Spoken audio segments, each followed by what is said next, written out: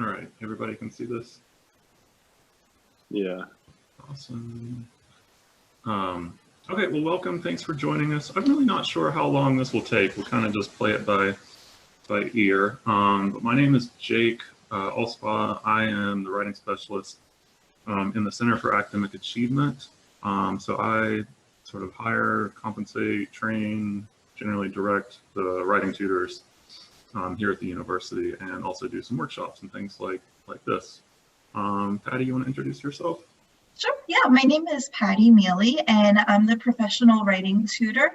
I'm also an instructor for English 110, so maybe it'll be nice to have like the perspective of an instructor in this course. I teach the English 110 for BUSCA. I don't know if you guys are familiar with it, but it's an associate degree program for bilingual Spanish-English speakers here at LaSalle.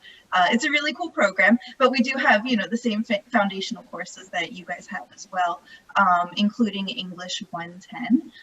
So I'd be happy to, you know, share my experiences and my perspective throughout this meeting with you guys. Patty? So you want to give us a rundown of what we're going to get up to today? All right, so for today, first we're gonna start out with a little warm up just to kind of talk about our experiences, give us an idea of, you know, kind of how we can help you, you know, maybe be able to tailor the workshop a little bit more for you guys. Since it's only the 4 of us today, might as well.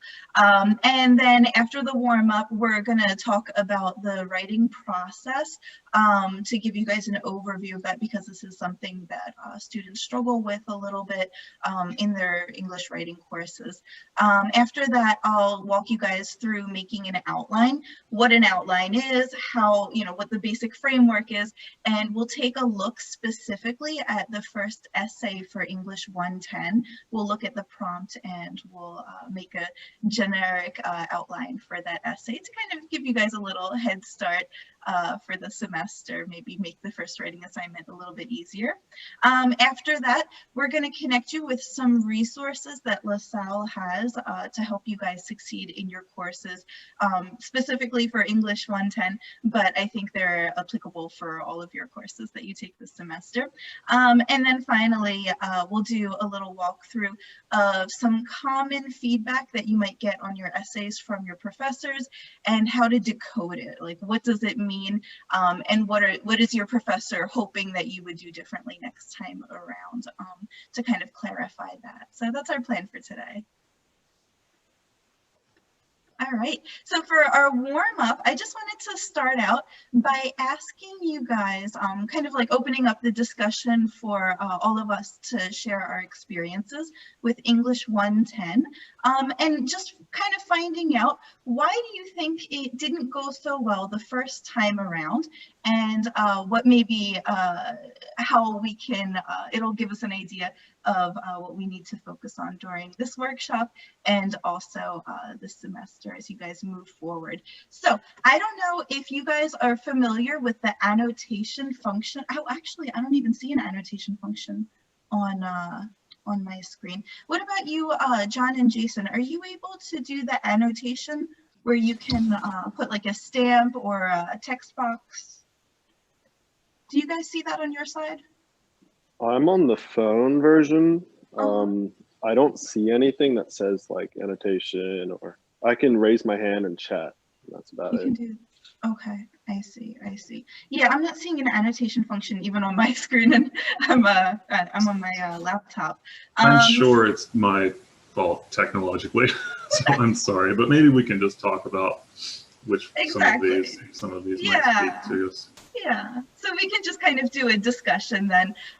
So here's, I don't know, maybe 7 different possibilities for why English 110 might not have gone well for you guys. Maybe you see something up here that kind of resonates with you. Maybe it's something else. That's why we have the space at the bottom. But I'd love to just like kind of open up an honest discussion with you guys and talk about, why do you think you may have struggled with English 110 the first time around? And maybe that'll give Jake and myself a better perspective of how we can kind of direct the discussion for the next hour or so. So I don't who wants to start, John or Jason, telling us about your experience the first time around with English 110? I can start. I think my issue was the last box, which was I didn't understand my professor's expectations or feedbacks. Throughout the course, I felt like I understood the assignments, but then I'd get back the grade or the feedback, and it would be like, this wasn't what I expected, this wasn't what I needed. And then I was just kind of like clueless almost as like what he wanted from me. I see. I see. Okay. Do you think that when you got like the assignments, like the writing prompts and things, was the assignment a little bit vague and you struggled with that, or like it was adequately detailed, but you just maybe like interpreted it wrong? We had a group chat with a bunch of the students in the class, and we all like talked about it and what we thought he meant. And I think we were all pretty confident on what the assignment was. I think like I think maybe it was just an interpretation thing. I see. I see. Well, I mean, that's a great idea that you guys had the group chat and you can, get the support of your peers and your classmates. But yeah, sometimes there is kind of a breakdown in communication between, what the professor is expecting and then what the students actually do. I think probably the part of our workshop that maybe will be of help to you would maybe be the last part, understanding instructor feedback and kind of like getting into the brain of the instructor and what they are looking for their writing assignments. But thank you so much for sharing, John. That was great. Jason, would you like to share your experiences with English 110 as well? I never actually took English 110. I joined this because I'm not good at writing prompts and stuff like that. And I thought this would help me. Totally. Yeah. So is this going to be your first semester at LaSalle? Are you a freshman or? I dropped out last semester because I had some issues going on, and now I'm like retaking it. Okay, great. So, help. Oh, sorry. I thought I'd just try to get some help on stuff I'm not good at. That's great. You're like Smart. very, looking forward. Yeah, awesome. Good. Well, I hope what Jake and I have prepared for you guys today will be helpful for your particular situations. And if you do have any questions going forward, please feel free to interrupt us and share with us, because we're here to help you guys as much as possible so that you guys can kind of start the semester and start English 110 on the right foot. I remember I struggled in E110 15 years ago. But yeah, 18-year-old Jake. My experience was definitely similar to John's in that I didn't really understand what the professors literally wanted me to do besides write, like what should the writing be doing. And I also, I knew, or at least I believe, that English 110 was like a skills course. Like this will help me write for like the real classes I'll be taking later, right? And I was just I just didn't get how that fit in with like going to study like the English and the history that I wanted to actually study. So I was like, this is too dry. I guess it is the way I felt at the time. I think especially for a lot of freshmen who don't really have experience with college writing, they feel that way. And I think one great thing that professors can do, I know a lot of professors at LaSalle, they offer like a sample of student writing that kind of meets their expectations. So that kind of gives their students an idea before they start writing the essay, what a good essay kind of looks like. And it kind of like demystifies the assignment a little bit. Well, shall we talk about writing processes a little bit now that we know a little bit about where you guys are coming from, which is super helpful. Thank you. I don't know, this has not worked for me in the past, so I may just have to like stick this link in chat and we can watch on our own, perhaps. But I never get the audio to come through on my computer. So let's try. The audio to come through. Oh, please educate me. Go to screen share. Mm-hmm. And there should be a little option under like everything that says like share audio. and then just highlight that, and then you should be able to share the audio. Oh, boy. Oh, I see share computer sound. Is that what we want to do? Yeah, that's it. Okay. Oh, I'm gonna be so impressed with you if this works. um,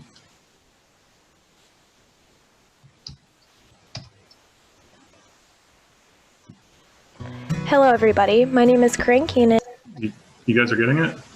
Oh, I learned something. and I am a junior communication sciences and disorders major here at LaSalle. I also work in the Center for Academic Achievement as a writing tutor. In my time at LaSalle, I've learned a lot about how I like to write a paper and what works for me.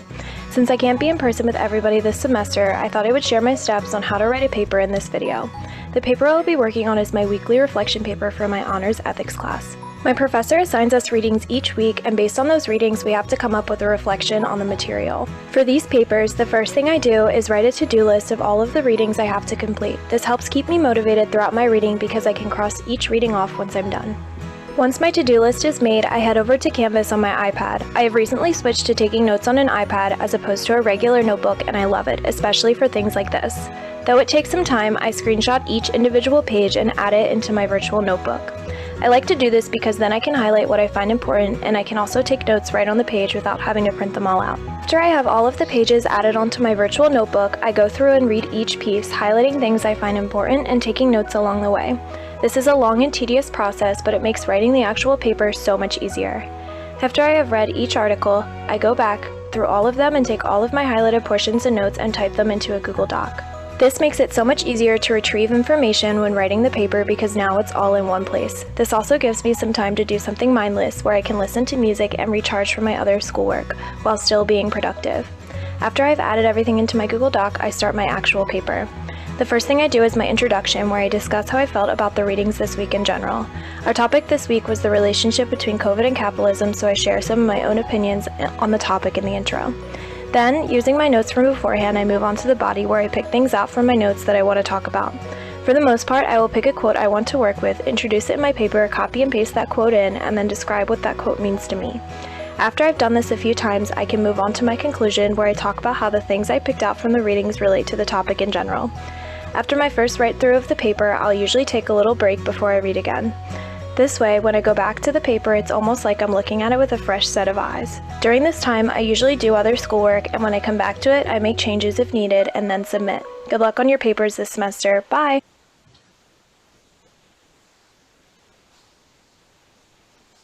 Awesome. So that was Corinne. She's one of our better writing tutors, I think. So we're playing favoritism.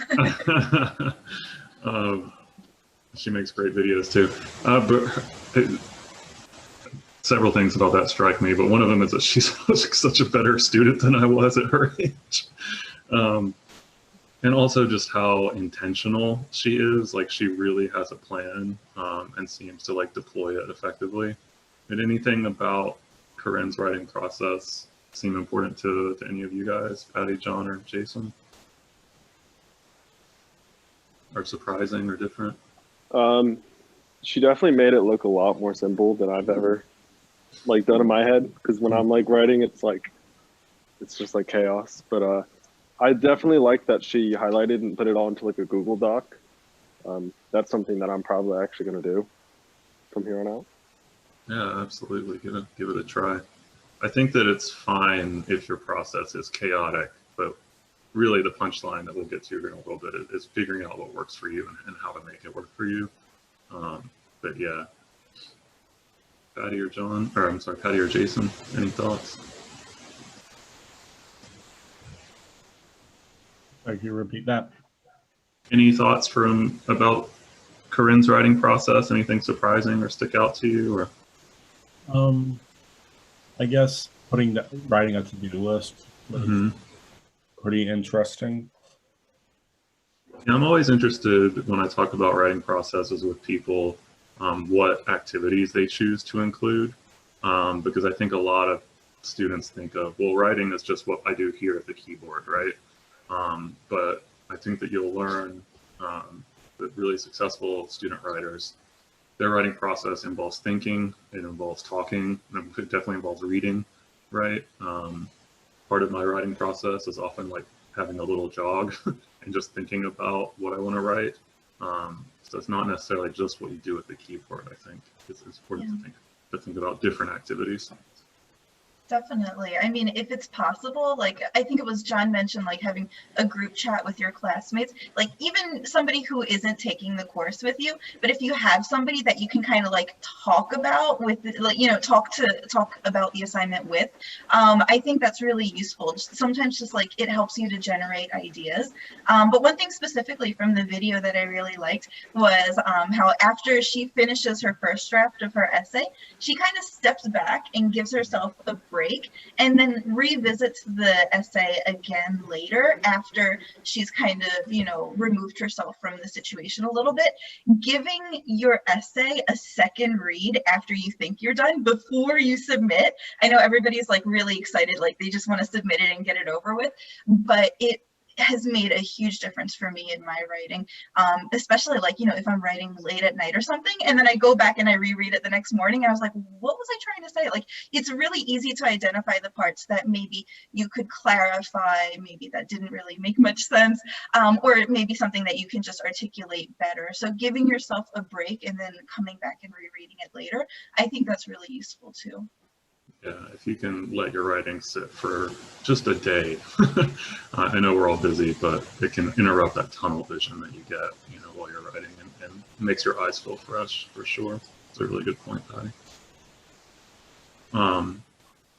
So you'll notice at the top here, I've got the in quotes because I don't think there is like a the writing process. It's really your writing process, but there are some activities that we're all going to do to kind of move us through the successful completion of our writing assignment. So I just want to be sure that we're sort of like wrapping our heads around what those roughly are. And typically, you know, if you go get a writing textbook, they will divide it into these categories. The process, right, is pre-writing first. So you want to think, read the assignment sheet, decide what your topic, what your main points might be. If at all possible, I really encourage students to make talking part of your pre-writing too. So using office hours, bless you, Patty. Thank you. Talking to your professor about like, hey, I was thinking about doing this. What do you think? As I was like a junior and kind of starting to get my feet in my major, I had a professor who was nice enough to really give me tons of support. And I would take an idea for a paper to her before I even started writing. You know, I just would have a few sentences of like what this is going to be. And our joke would be, you know, she would say, well, yeah, that's an essay, go write it. Or no, like you brought me a muffin. That's not an essay, go bake me something else. So talking as part of your pre-writing can be really useful. Course research, if it's needed or required, you're going to know that whether or not you need to do research basically from your assignment sheets. Early on in English 110, I don't think so, but at least definitely on the final essay will require outside research. Make an outline. Patty will talk to you guys about that here in our next section. Course drafting, do the writing yourself, do the writing itself. Get sentences and paragraphs down, guys, even if it's not perfect. People talk about writer's block and things like that. If you can just get something down, you can always revise. Nothing is permanent, right? So don't worry about the first draft coming out perfect. If it doesn't bog you down to do so, read along. After you've written maybe a paragraph, go back and read it, see how it's working, see if you've made any sort of obvious errors. That tends to be the kind of the way I write. I write a paragraph and then I read that paragraph and then maybe write another. Always write some more, read some more, write some more. Give yourselves time to revise. Super, super, super important. It might be the most important stage and one that students skip over a lot. I know that we're busy, but it really helps if you can give yourself a few days before that deadline to do some revision. In English 110, you're probably also going to have required revision, where the professor, you turn in a draft, they give you some feedback, and they're going to ask you to make 2 or 3 major changes. And typically professors are looking for about like 50% of the paper to change when they say make a major revision. So like, you know, like half of your paragraphs should be revised in some way. And of course, save some time for that last minute editing. This is different than revision. Revision is where we're sort of responding to major feedback, making major changes, maybe moving paragraphs, rewriting whole sections, things like that. But we still want to leave a couple days for editing.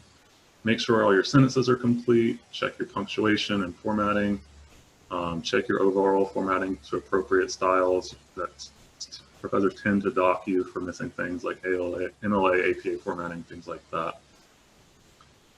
And get support throughout this process. We'll talk about kind of what your resources are to do that here in a little bit. And again, learn what's going to work for you. So learn your writing process. The good news about writing is it can be learned. Otherwise, why would we be trying to teach it, right? But it does take some time. What worked really well for me was to plan ahead of time, look at the syllabi for your various classes, definitely look at it for English 110, and note when your major writing assignments are due throughout the semester. And then set some sort of a calendar, alarm, bell, whistle, whatever, that's going to let you know that, hey, you've got this coming up. And so it helped me to think about ahead of time, how much time am I willing and able to commit to this writing assignment? And for me, it was usually about 2 weeks. About 2 weeks out from a paper, I need to be thinking about it and starting to work on it in earnest.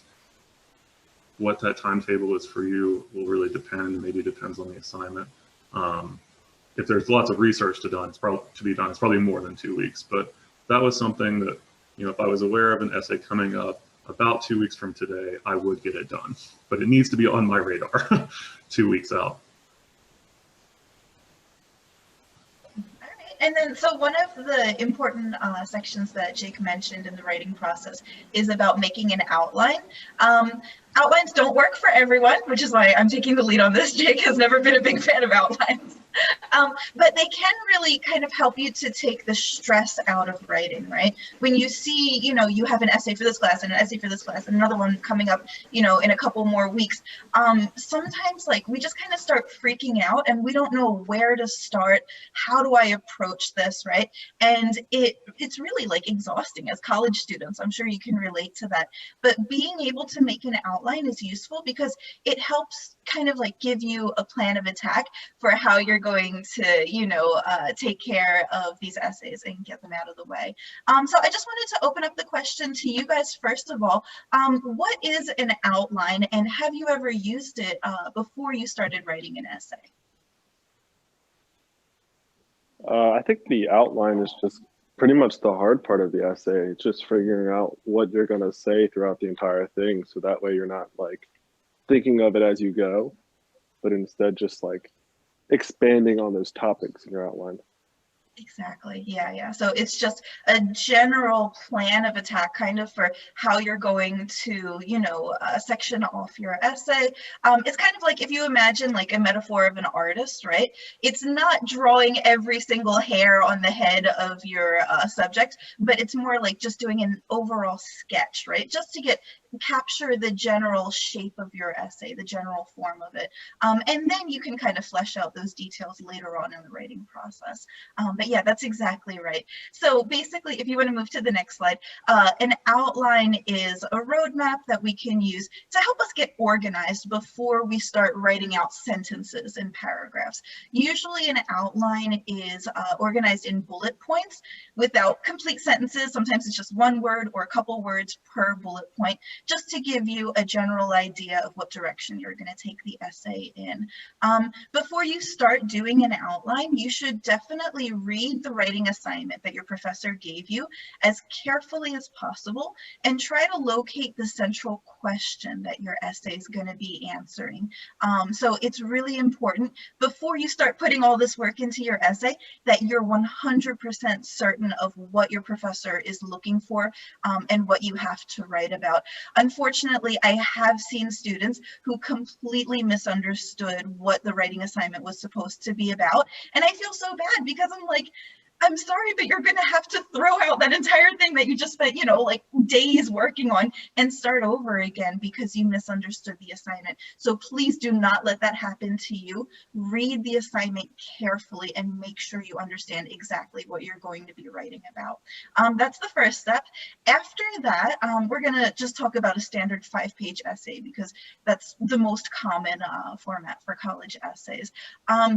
In general, you're going to try to find 3 main points that you're going to write about in your paper, depending on the topic of the paper. And then for each of those 3 main points, you should probably be able to have 2 to 3 subpoints. These are, you know, details, facts, examples, quotes, anecdotes, anything like that, research that can support that main point that you're writing about. And usually each body paragraph of your essay is going to be dealing with one of those main points. Just take them one at a time. Don't try to, you know, mix them all together because then that kind of takes away from the focus of your essay. So just dealing with one of those main points at a time.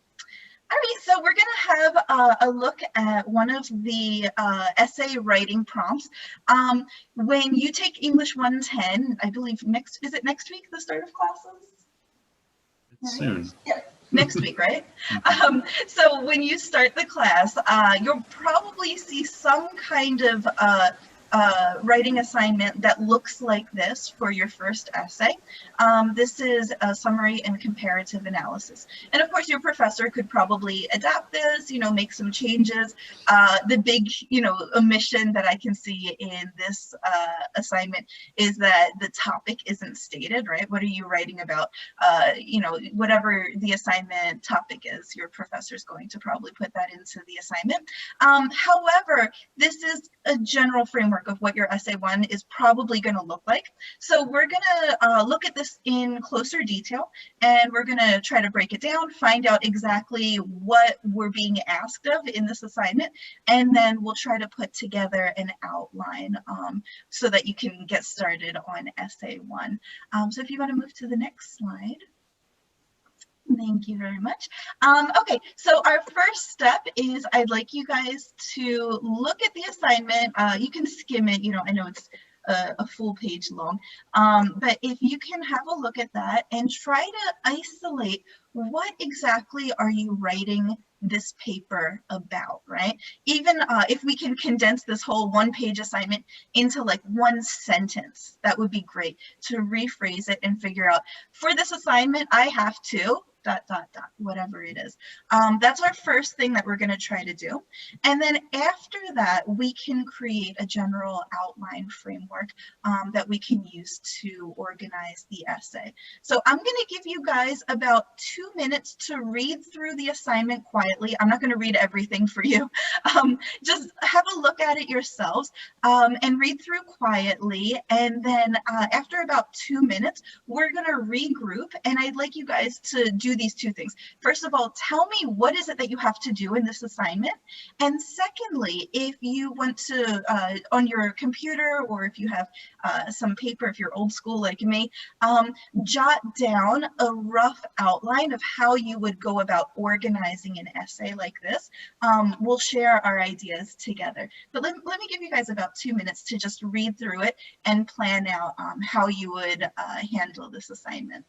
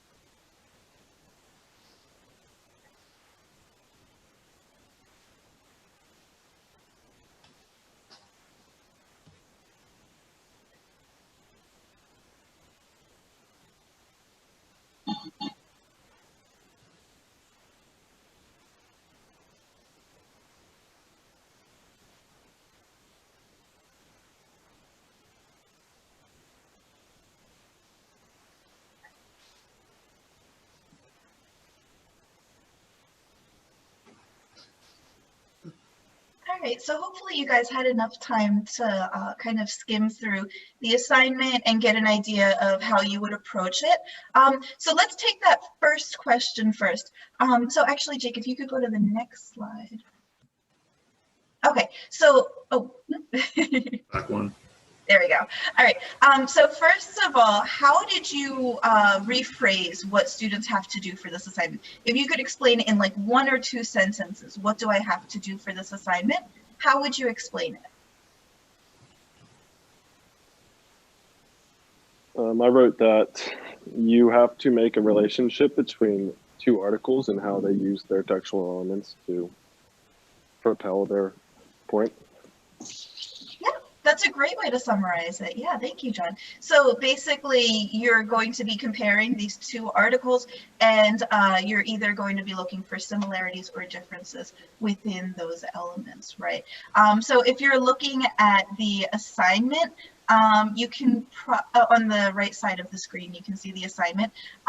In the second section where it says the assignment, towards the end, that's where I would highlight where it says you're looking for significant differences within the same elements of the text or similarities within different elements of the text. So that's kind of the crux of the assignment. That's what you're going to be focusing on the most. And then I also noticed a couple times in the assignment, they mentioned the purpose of the essays, right? So that's maybe something else that I would be focusing on while I'm reading these 2 essays, is asking myself, what's the writer's purpose? Why is the writer writing this essay? And then I'll probably incorporate that in my own essay, my comparative analysis, talking about the 2 authors' different purposes for their essays. Yeah, very good, thank you. So then that's what we need to do for the assignment. Hopefully we feel confident about what is needed. If it's a little vague or unclear, again, that's just because this is a generic framework for essay 1. This isn't the actual assignment that you'll be getting from your professor this semester. Your professor will probably be adapting it and giving you extra details and information about the assignment. But at least we have a general understanding of what the assignment's going to be asking us. After that, how would we organize an outline for this assignment?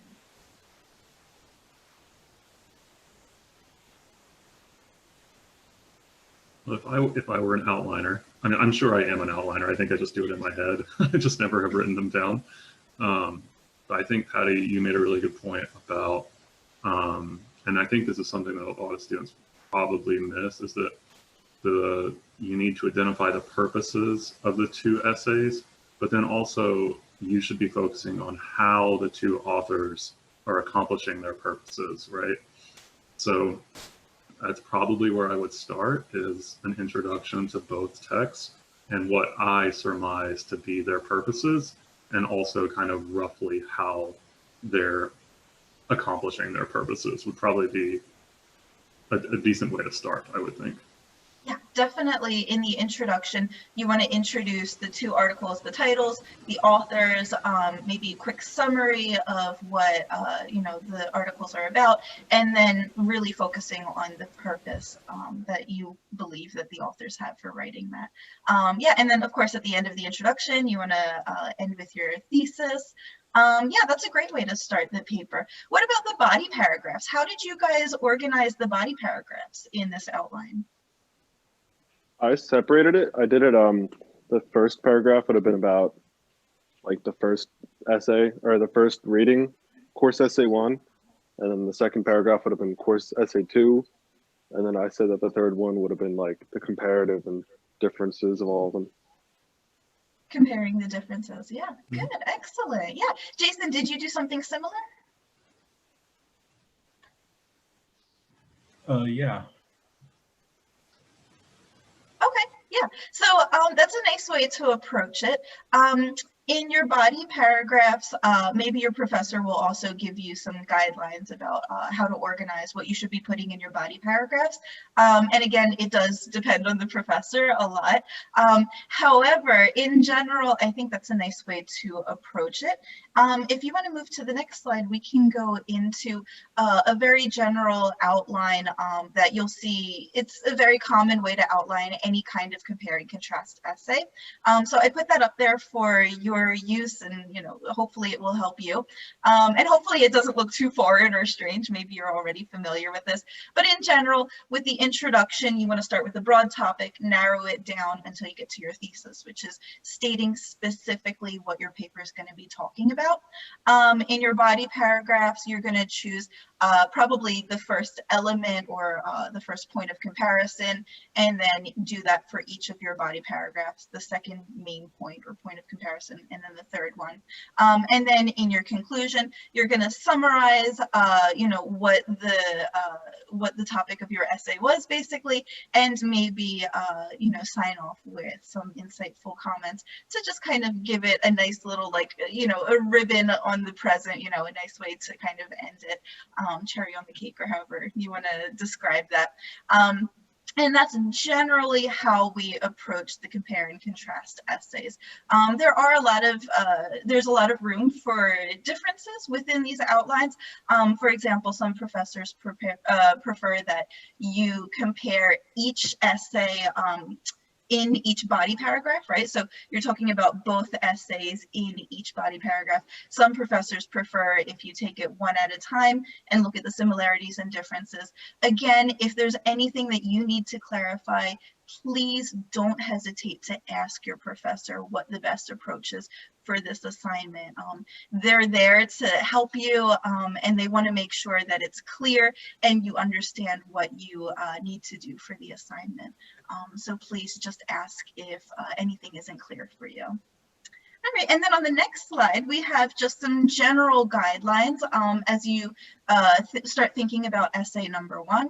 First of all, you want to, as you're reading those two essays that you're going to write your essay about, think about the different elements that the essay talks about. So usually when we see elements, it refers to things like the central claim of the essay, the evidence that the author uses to back up their claims, what the audience the author is writing for, the tone that the author uses, the way that the author organizes their article, things like that are the elements that you're going to be looking out for. It looks like in the assignment, your professor will probably be asking you to focus on one element or maybe 2 to 3 elements. And again, that's something that you want to clarify with your professor. Are you going to write a whole essay on just one element, or are you going to be doing like maybe one element per body paragraph? That's something that in the assignment is a little bit unclear, so you want to make sure that you understand your professor's expectation on that. And then those are your points of comparisons, and in each body paragraph, you're going to be providing evidence to support your point. So that's the first general guideline. If you want to move to the next one.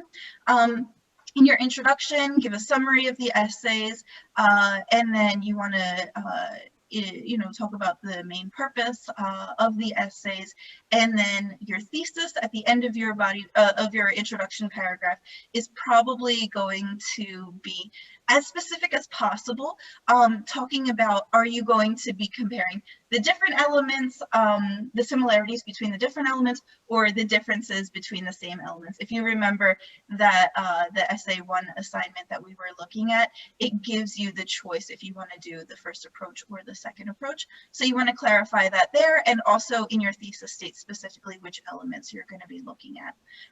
In your body paragraphs, you want to give a detailed evidence to support your thesis. Make sure that each body paragraph has one specific clear focus, and you don't kind of go off track and start talking about the other elements or the other main points that you're going to be addressing in your essay, just one at a time for each body paragraph. And then when it's possible, I have some good terminology that you can consider incorporating into this type of essay. Words like audience, purpose, claims, evidence, reasoning, credibility, opposing views, counter argument, language, tone, and organization. These are words that we see very commonly in this type of essay assignment. If you think that it's relevant and you don't want to force it, but if you see an opportunity to incorporate this kind of terminology into your essay, please feel free to do so. Maybe this will help you, as you're writing your essay. And then finally, your conclusion should be re-emphasizing your thesis, right? Rephrasing it, and then just to remind us the topic of your essay, and then end it with some insightful concluding remarks. So hopefully those guidelines were helpful for you as you start thinking about the first essay, and I hope that you can go back and review it as needed throughout the semester. Yeah, we are recording, so this will be made available to you guys. Need a refresher. So if we had a larger crowd, I was thinking of doing a scavenger hunt on the website here, but I don't think we have enough people to really do that. But I wanted to just give you guys some sense of some of the resources that are available to you. Here's my face. The biggest one as you tackle English 110 is going to be writing tutoring. So you can get all the information you need about that at lasalle.edu/Center for Academic Achievement. And we're going to go writing tutoring. And essentially what this is a one-on-one individualized service to support you guys as you navigate your way through your writing assignments in English 110 or with any class of LaSalle.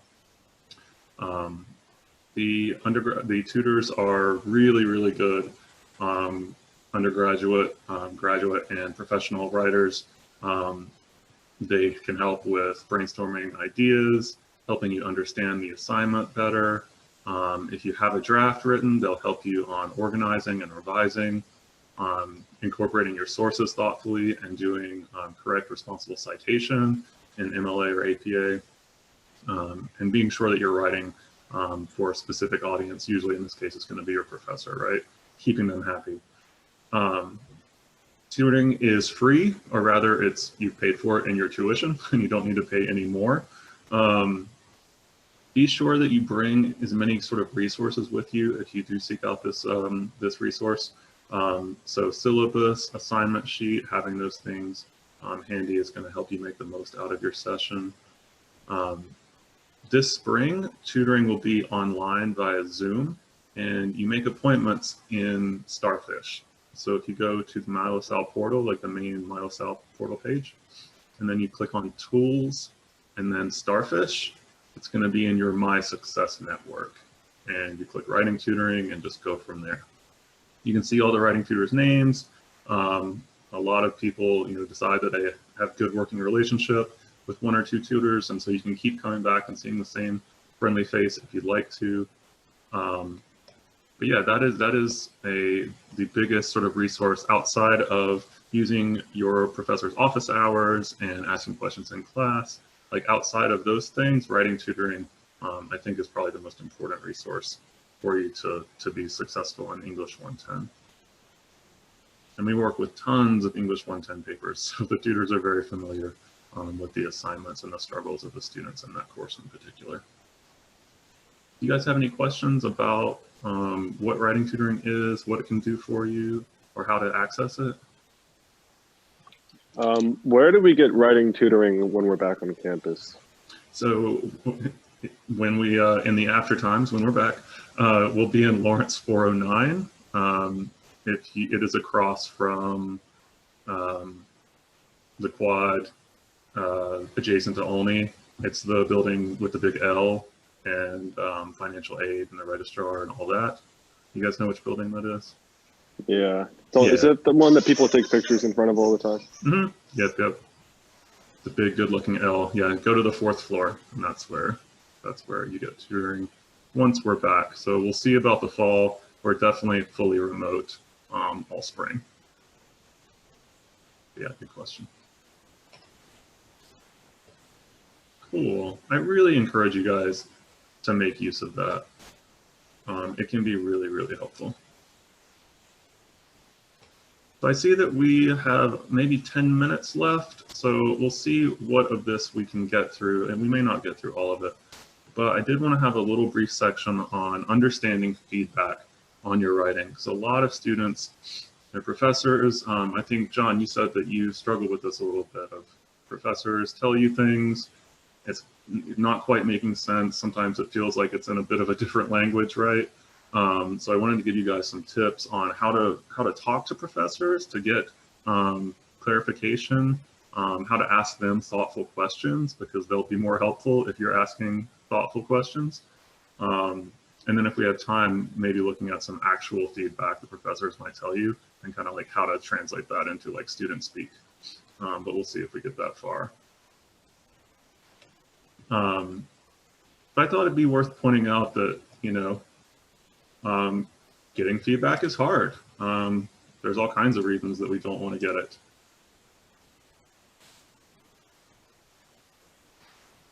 We worry that feedback is going to be negative, right? Sometimes it's hard to hear criticism, even if it's meant constructively. Maybe we don't know who to ask or how to ask. Maybe we don't want to take up this instructor's time. They're older, they're more educated, right? Maybe that's a little scary. Maybe you've gotten feedback in the past, as we said, and it just wasn't helpful. So you're not really wanting to risk those bad feelings to get feedback that isn't helpful. So I just wanted to honor that it's not the easiest thing in the world to get feedback from an instructor. Patty talked about some of this, but I thought it'd be worth pointing out that when you write for English 110, sometimes it's worth thinking about generically, like, what am I being assessed on? What kind of just roughly are the professors looking for from me? They're always looking for a successful completion of the assignment. So am I demonstrating that I understand the task asked of me? Am I completing that task, right? That's sort of always want to start there. It's worth knowing that you're also writing to some extent to demonstrate to instructors that you understand the content knowledge and the materials of the course. So if you're not in some ways demonstrating you understood what you've been reading, that's probably going to lose you points, right? We want to also be doing that. They're definitely going to be looking at organization. So are your ideas in an intelligent order, thoughtful order, or if I just kind of like arrange things randomly or chronologically? That can be a really poor organizational format as well. A lot of students will write like, well, this came first, and then this, and then this. So that's how my paper goes. But usually we want to organize in terms of like the importance of themes or textual elements you're talking about. Time is not a really thoughtful way to organize things. I don't like the word flow, but sometimes I just feel like I have to use it. But is the paper, what we mean by that is transitioning between ideas smoothly? Does the introduction prepare the reader for what comes later? It should be. Do my topic sentences reflect like the actual content of the paragraph that they are the topic of, or are those disconnected? Style, is my prose appropriate for the situation, or am I using passive voice? Am I being too verbose? Am I using the verb to be a lot, which is usually unnecessary? So are we writing formally? These are typically, you want to be writing formally for college papers. And then grammar, am I breaking any rules? Do my verbs and subjects agree? Things like that. But I organized this thoughtfully. I think that the importance here really goes from the top to the bottom. I think completing the assignment, demonstrating content knowledge, organization, those are the sort of like big key elements that you want to be thinking about. Flow, style, grammar, those are smaller concerns.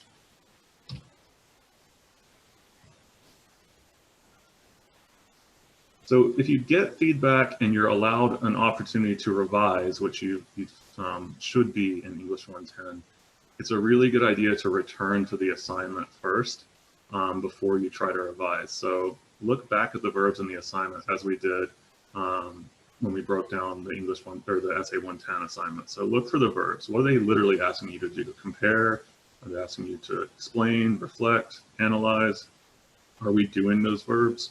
Because we want to be doing them as we revise. And put the assignment in the context of the course. Are you writing at the end of a 3-week themed section where you guys have all been reading the same kind of things, you should be demonstrating your understanding of those things, right? So you want to understand, what is this paper, or how is it fitting into the broader goals and themes of the course?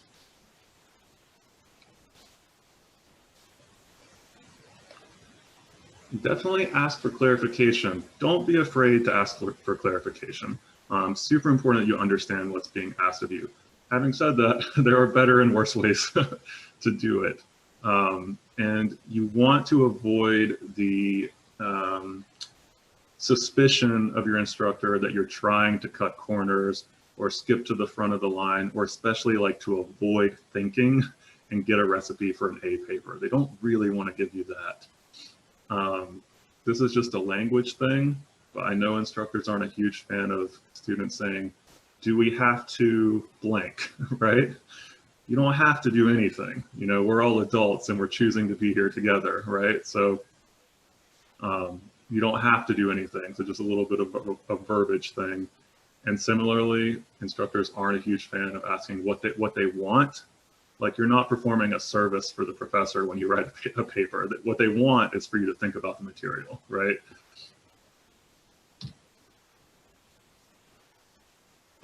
So these are just some ways that you can ask questions, and in certain ways that are going to be perhaps annoying to the professor and get you less helpful answers, and ways to maybe ask them more thoughtfully. So I've taught quite a bit. Patty has. I'm sure you've heard things like this. I have. But a student might say, I don't get it. Can you explain this more? Or what do you want us to do? Right? A better question might be, I see that we're contrasting these two cases. What should be my focus?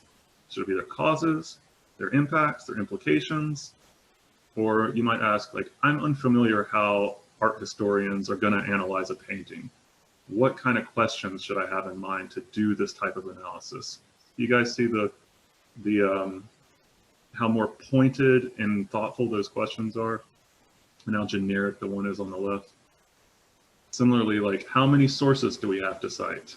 Because you're just trying to find out the bare minimum, right? Doesn't come across so well.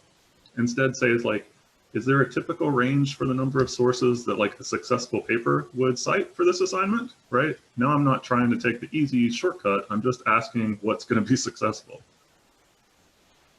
What do I have to do to get an A on this paper? That's a really poor question, but I've heard it.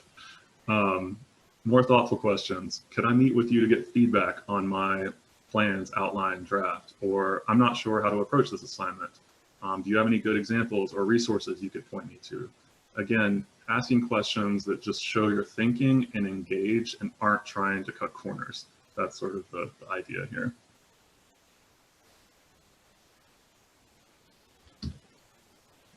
All right, so we're right at an hour. We'll do one or two of these.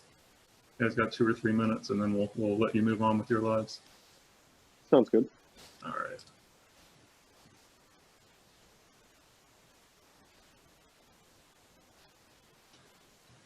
So a professor might say your paper lacks focus. I've gotten that feedback before. Typically what professors mean when they say it lacks focus is that you're writing too broadly. You're probably saying too much about a lot of things in like a shallow or superficial way. And you need to pick one or just a few ideas and explore them more deeply. I like the metaphor of like, it's easy to write papers that are like broad, wide, shallow ponds. Professors are looking for narrow, deep wells. So say a lot about just a couple things, right? How about your argument needs development? You guys have any idea what they might be talking about there? Just expanding on your ideas. Yeah, absolutely. Yeah, you might have not demonstrated like a really deep analysis of the evidence or explained how the evidence supports your argument. You're probably lacking a so what aspect to your paper, like a grand takeaway. And you might have stated facts, but not explained like why that information matters. This one's kind of obvious. This is repetitive. To me, that usually just means you haven't thought deeply enough about the assignment, and that you're saying a lot of things to meet the page requirement. So repetition is often a symptom of a weak argument, or just not having done enough thinking or reading about the topic at hand.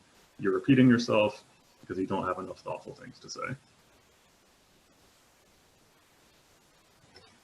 How about this paper is disorganized? What might you guys do about that?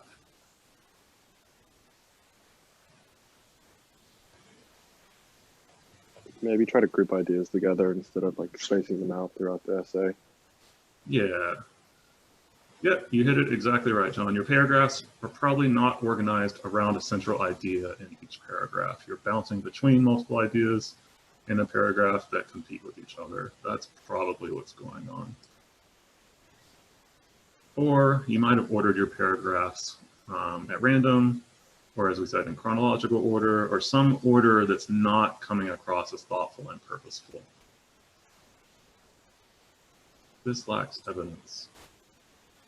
To me, that usually means that you're making broad claims that may or may not be true, or you haven't done enough to support them. Even if they are true, you haven't demonstrated that we definitely know it to be true. You may have misinterpreted source material, or you may have gotten a slightly wrong reading of the course materials in a way that the professor didn't intend. Paper lacks cohesion, so it's probably failing to make connections between paragraphs or between supporting points and the thesis. I'm not sure if we've mentioned, but each paragraph, especially in English 110, should be returning to your thesis in some way. It should at least be nodding backwards to some of your main ideas and main points. Okay? All right, we committed to an hour, so I don't want to hold you guys hostage, but I thought it'd be fun just to see if some real feedback and kind of put it into student speak, because I think that can be helpful. You guys have any questions, thoughts, deep-seated fears and anxieties? Go ahead, John. So I took English 110 last semester, and there's one of the essays that has to be a minimum page number, and I really struggled with that because my writing's kind of straight to the point, and I really struggled just kind of filling in more just to get that minimum page number. And do you have any tips for that? Gosh, let me think for a second. Patty, do you have immediate thoughts? Yeah, in general, when I see students who write like this, actually my husband writes like that, so I'm very familiar with that. And I think generally, when I see papers like this, they're kind of rushing to get to the point. And because of that, sometimes they don't provide enough support within their paragraphs. So just try a nice, easy way, I think, to add a little bit more to your paper to meet the requirements is the required page length is to get some more support for each body paragraph, right? Find another quote from the reading that you can use and explain how it's related to your paper. Think of another example that you could share to prove your point better. Really fleshing out those body paragraphs instead of rushing to just say, here's my idea, let's move on to the next idea. Kind of taking your time that way might help you to expand the length of your paper a little bit. I think those are really good ideas, Patty. It's funny, John, because I had the opposite problem as an undergrad, and where I would just say too much, and that's not strong writing either. It's really about finding a balance, about saying thoughtful, intelligent things, kind of concisely, but still getting to your page requirements, right? Being overly verbose is no good either. Any other questions or concerns? I really appreciate your thoughtful participation, guys. Thank you so much for attending. Again, I'm not sure exactly where this is going to live, but a recording will be made available to English 110 students. I hope it was helpful. Again, make use of writing tutoring. That can really help you stay on track as you progress through the course, okay? Thanks. You so much. Thank you, guys. Enjoy your day.